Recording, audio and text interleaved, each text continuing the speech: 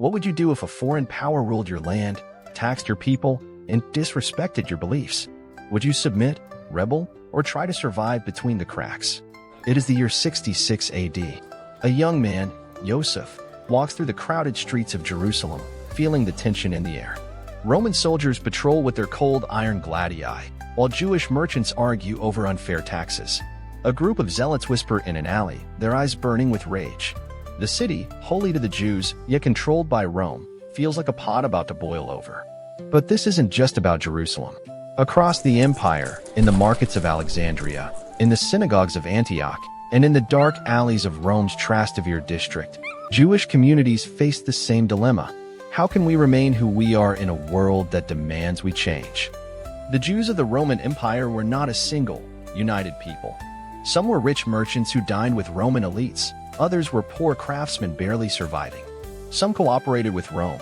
Others took up the sword against it. Their story is one of faith, resilience, and often tragedy. This is their story. Pontius Pilate was having a bad day.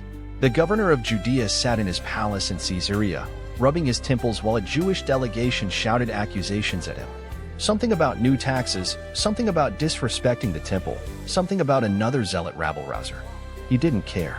To him, Judea was a cursed province, a land of endless rebellions and impossible people.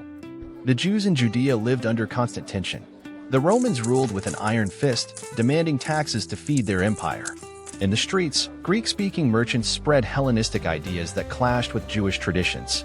The mighty temple in Jerusalem, the heart of Jewish faith, stood not just as a religious symbol but as a source of political conflict. Did you hear? A merchant whispered in the crowded marketplace. Pilate brought Roman standards into the city again. A fisherman spat on the ground. He knows we see them as idols. He does it to humiliate us. Yet not all Jews hated Rome. Some, like the Sadducees, the temple's priestly elite, cooperated with the empire, profiting from Roman favor. Others, like the Pharisees, tried to preserve Jewish law while navigating the realities of Roman rule. But in the shadows, groups like the Zealots believed only war could free their people. While Judea was a land of conflict, Jewish communities thrived elsewhere in the empire. In Alexandria, wealthy Jewish traders controlled a large part of the grain business. In Rome, Jewish butchers and cloth merchants worked in the city's bustling markets, their synagogues hidden in narrow streets. One such merchant, Ezra, had lived in Rome for 20 years. He spoke Latin fluently, paid his taxes, and even had Roman customers. But no matter how much he blended in, he knew one thing. To the Romans, he was still Iudaeus, a Jew, an outsider. The Diaspora Jews walked a fine line. They built synagogues where they studied the Torah, but they had to be careful. Too much Jewish pride could anger the local Roman governor. Too much assimilation could make them lose their identity. It was a delicate balance, and one wrong step could mean disaster. The First Jewish Revolt, 66 to 73 AD, Fire and Fury. Joseph stood on the walls of Jerusalem, gripping his sword. Below him, the Roman legions prepared for their final assault. The city was starving. People ate leather and grass. The Zealots fought each other almost as much as they fought Rome. But still, they would not surrender. This revolt had begun with a tax dispute.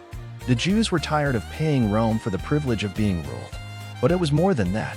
The Romans had stolen money from the temple, insulted Jewish customs, and treated them as inferiors. The people had enough. At first, the Jews had won surprising victories. They had even defeated a Roman legion. But Rome did not forgive rebellion.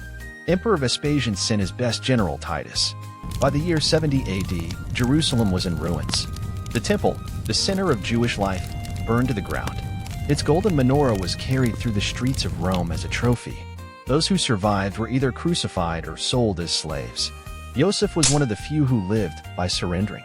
He would later be known as Flavius Josephus, the historian who wrote the story of his people's defeat. 60 years later, another Jewish leader, Simon bar Kokhba, stood before his men. He was not a man of words, he was a warrior.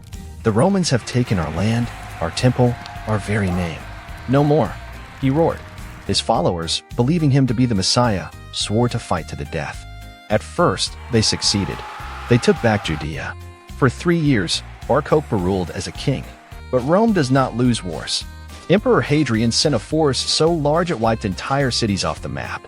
When the Romans finally crushed the rebellion in 135 AD, they erased Judea from existence. The land was renamed Palestina, a final insult to the Jews.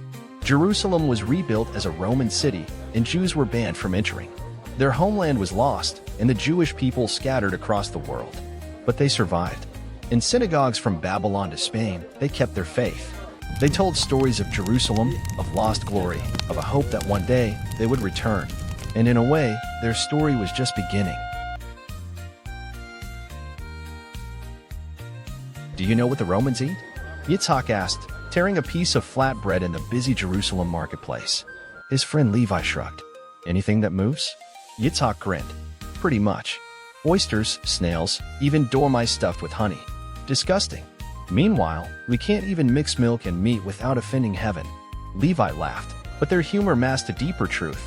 Being Jewish under Roman rule wasn't just about politics or taxes.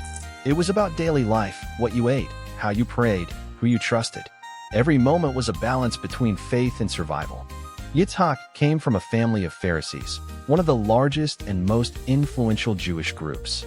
The Pharisees were scholars, obsessed with the law of Moses, interpreting every detail. They prayed in synagogues, debated endlessly, and believed the soul lived on after death.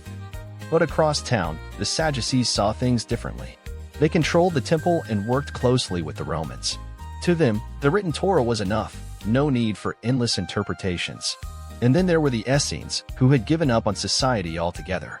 They lived in the desert, copying sacred texts, waiting for the end of the world.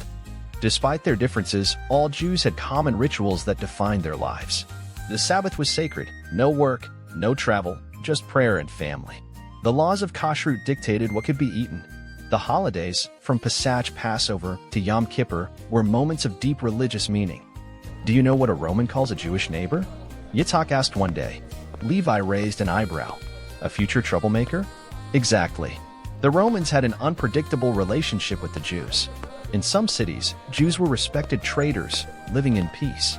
In others, they were seen as stubborn troublemakers who refused to worship Roman gods. In Rome, Emperor Augustus had allowed Jews to practice their religion freely. But later emperors, like Caligula, demanded Jews worship him as a god. When they refused, trouble followed. Still, many Jews found ways to thrive. They became merchants, scribes, even tax collectors. Some, like the historian Josephus, even worked for the Romans themselves.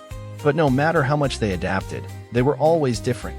And in Rome, being different was dangerous. It was a quiet morning in Havna, a small town far from the ruins of Jerusalem. Rabbi Yohanan ben Zakkai sat under an olive tree, watching his students debate. "What is the future of our people?" one of them asked. "The temple is gone. The priests are scattered. The Romans have erased Judea from the map. What do we have left?" Rabbi Yohanan smiled. "We have the Torah. As long as we study, as long as we teach our children, we will never be lost." And so, from the ashes of Jerusalem, Judaism was reborn. Not far away, another revolution was beginning. A small group of Jews, followers of a teacher named Yeshua, Jesus, were spreading his teachings across the empire. At first, they were just another Jewish sect.